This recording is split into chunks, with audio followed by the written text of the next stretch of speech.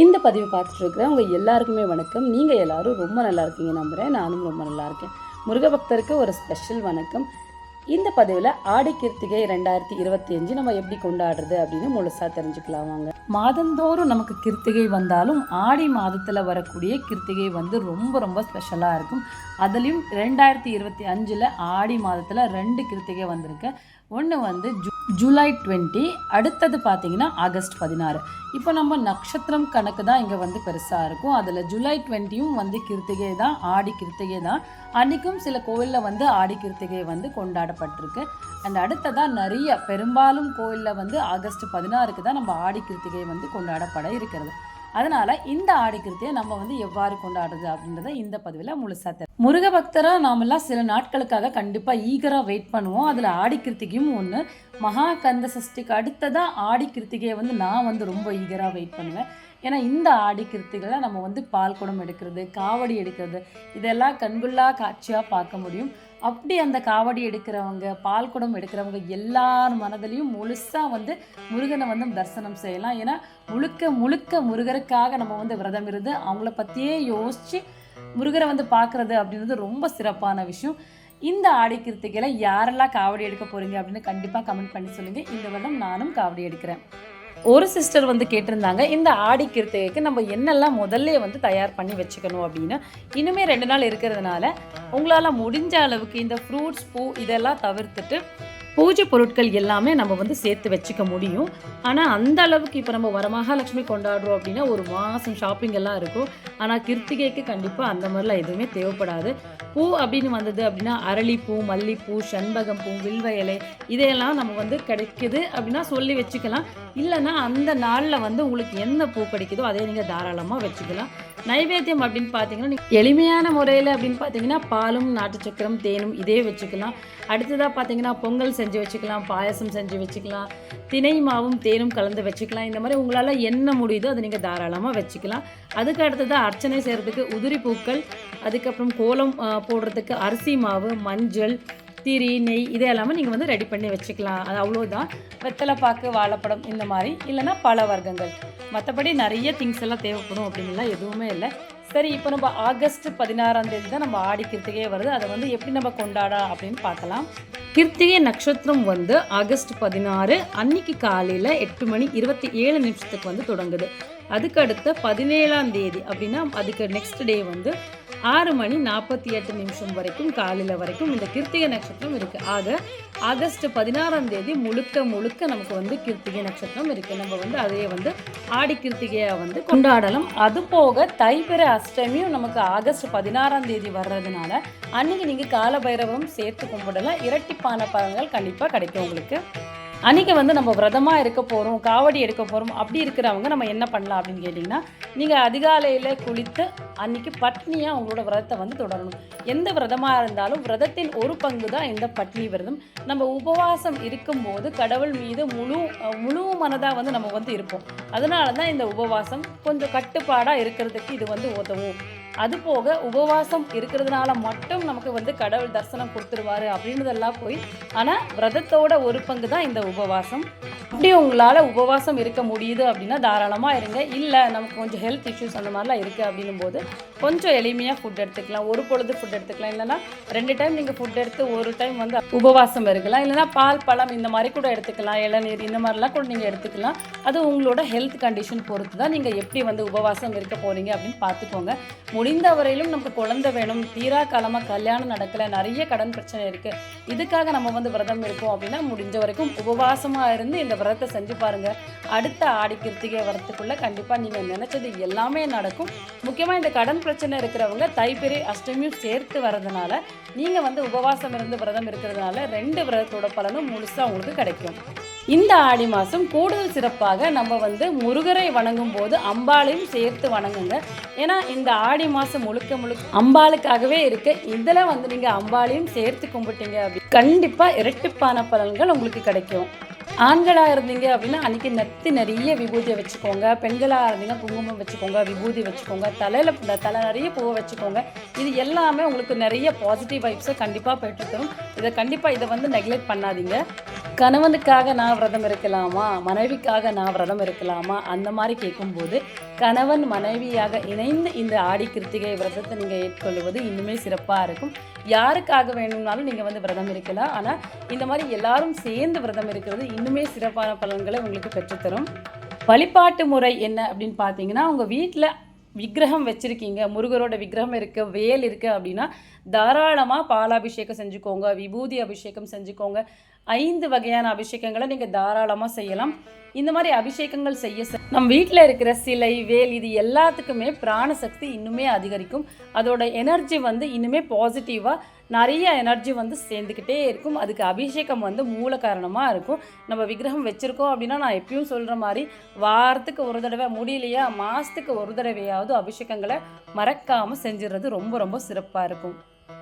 இல்லை நம்ம வந்து திருவுருவ படம் மட்டும்தான் வச்சுருக்கோம் அப்படின்னா அந்த படத்தை எல்லாமே நீட்டாக சுத்தம் படுத்திட்டு சந்தனம் குங்குமம் எல்லாம் வச்சுட்டு செவ்வரளி பூ, மல்லிப்பூ, செண்பகம் பூ, வில்வ இலை, உங்ககிட்ட என்ன பூக்கள் இருக்கோ, இப்போது சிகப்பு கலரில் இருக்கிற பூ இருந்தால் ரொம்ப ரொம்ப சிறப்பு. இல்லையா வெள்ளை கலர், அதுவும் இல்லையா நம்ம வீட்டில் என்ன பூக்கள் இருக்கோ அவங்களுக்கு என்ன கிடைக்குதோ அந்த பூவெல்லாமே நல்லா அலங்காரம் பண்ணிவிட்டு அடுத்ததான் நைவேத்தியத்தை தயார் பண்ணி வச்சுக்கோங்க. காலையில் அப்படின்னு பார்த்தீங்கன்னா பாலுக்கு நாட்டு சக்கரை, தேன் கலந்து நீங்கள் வச்சுக்கலாம். உங்களால் அப்போ கூட சக்கரை பொங்கல் இந்த மாதிரி ஏதாவது செய்ய முடியுது அப்படின்னா நீங்கள் செஞ்சு வச்சுக்கலாம். இல்லைனா வெத்தலை, பாக்கு, பழம் இந்த மாதிரி கூட நீங்கள் வச்சுக்கலாம். ஏன்னா நிறைய பேர் வந்து காலையிலேருந்து விரதம் இருக்கும்போது இந்த வந்து பிரசாதத்தை வந்து சாப்பிட்றவங்க வீட்டில் யாருமே இல்லை அப்படின்னு நினைக்கிறாங்க.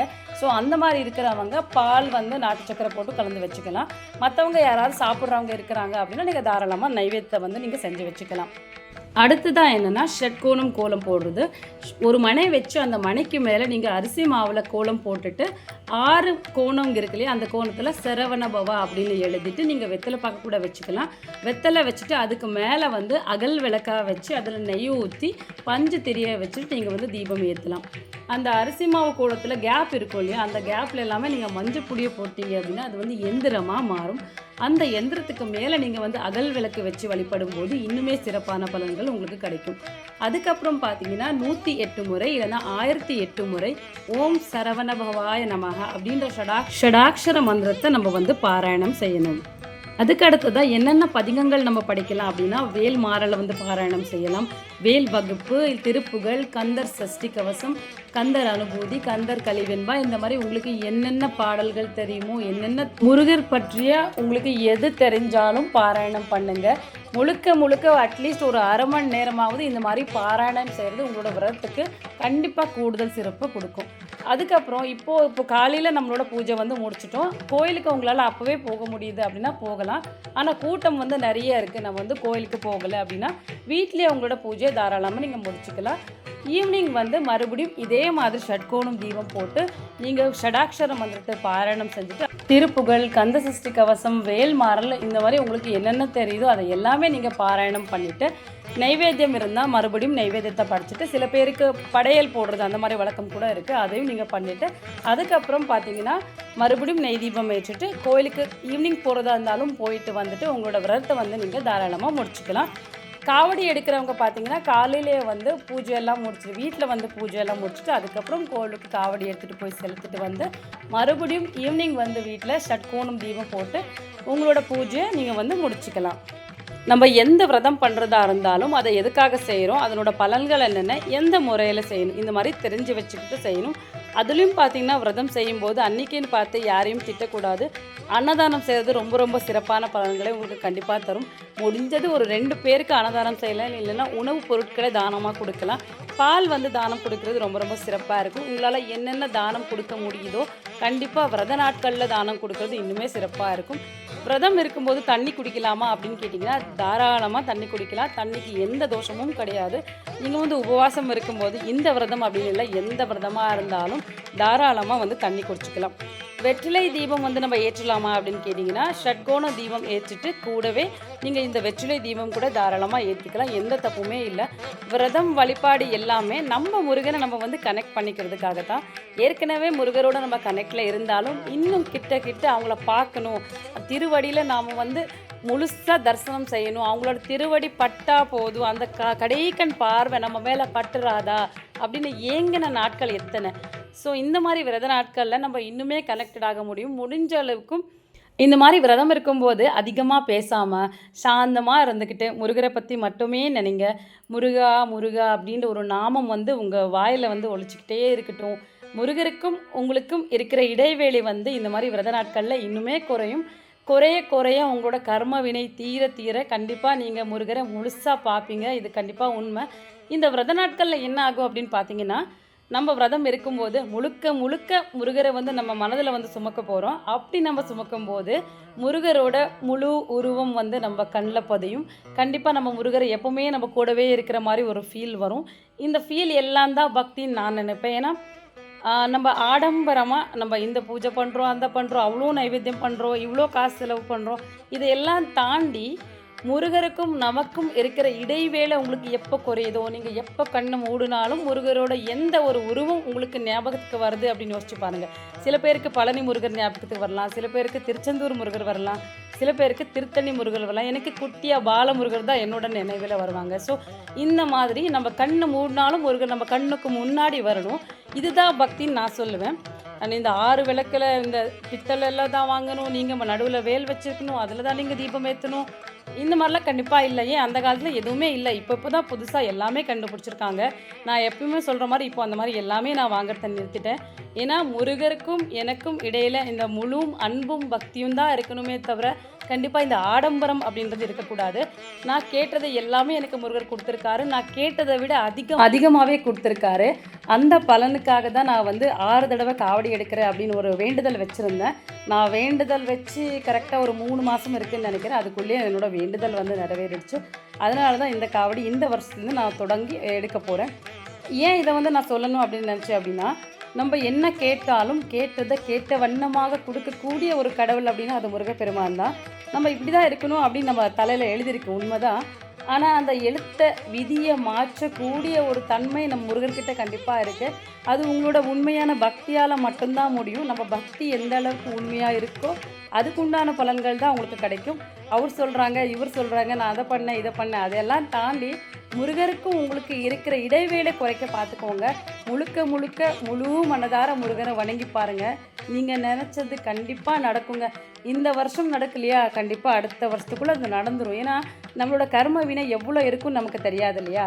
அது நீங்கள் தான் நான் இந்த தானங்கள் எல்லாம் செய்ய சொல்கிறேன். எந்த எதிர்பார்ப்பும் இல்லாமல் செஞ்சது தான் தானம். அந்த மாதிரி தான் நடக்கும். நமக்கு வந்து எதிர்பார்ப்பு இருந்து நாங்கள் சில பேருக்கு செய்கிறோம் இல்லையா, அது வந்து தானம் ஆகாது. தர்மம் வேறு, தானம் வேறு. அதையெல்லாம் பார்த்து நம்மளோட கர்ம வினையை முதல்ல வந்து குறைச்சிக்கணும். முடிஞ்ச அளவுக்கு நல்லதே நினைங்க. ஏன்னா நம்ம நல்லது நினைக்க தான் நமக்கு வந்து நல்லது நடக்கும். இந்த ஆடி கிருத்திகை விரதத்தில் முழுக்க முழுக்க முழு மனதோடு முழு நம்பிக்கையோடு யாரெல்லாம் முருகப்பெருமானை நினச்சி விரதம் இருக்கிறாங்களோ கண்டிப்பாக அவங்க நீங்கள் நினச்சது எல்லாமே நடக்கணும் அப்படின்னு நானும் முருகர்கிட்ட வேண்டிக்கிறேன். கண்டிப்பாக நல்லது நடக்கும். நீங்கள் நல்லதே நினைங்க. முருகர் கண்டிப்பாக உங்களை கை விட்டுற மாட்டார். முருகரை நம்பி இதுவரைக்கும் கெட்டு போனதாக எந்த சரித்திரமுமே கிடையாது. முருகர் நம்மளை எல்லாருமே பார்த்துப்பாரு. அவங்களுக்கு நல்லாவே தெரியும் நமக்கு எப்பப்போ என்னென்ன கொடுக்கணும் அப்படின்னு. கண்டிப்பாக நீங்கள் நல்லது நினைங்க. கூடவே முருகர் உங்கள் கூட இருப்பார். நீங்கள் நினச்சது எல்லாமே நடத்தி கொடுப்பாரு. இந்த பதிவு உங்கள் எல்லாருக்கும் பயனுள்ளதாக இருந்திருக்கு அப்படின்னு நான் நம்புகிறேன். இந்த பதிவை உங்களோட ஃப்ரெண்ட்ஸ், ரிலேட்டிவ்ஸ் எல்லாருக்குமே ஷேர் பண்ணுங்கள். எல்லாருமே சந்தோஷமாக ஆடி கிருத்திகையை வந்து கொண்டாடலாம். என்னோடய வாய்ஸ் கொஞ்சம் குறவரப்பாக இருக்குது, வாய்ஸ் கொஞ்சம் சரியில்லை, தயவு செஞ்சு அட்ஜஸ்ட் பண்ணிக்கோங்க. இதே மாதிரி நல்ல பதிவு உங்களை அடுத்தடுத்து நான் சந்திக்கிறேன்.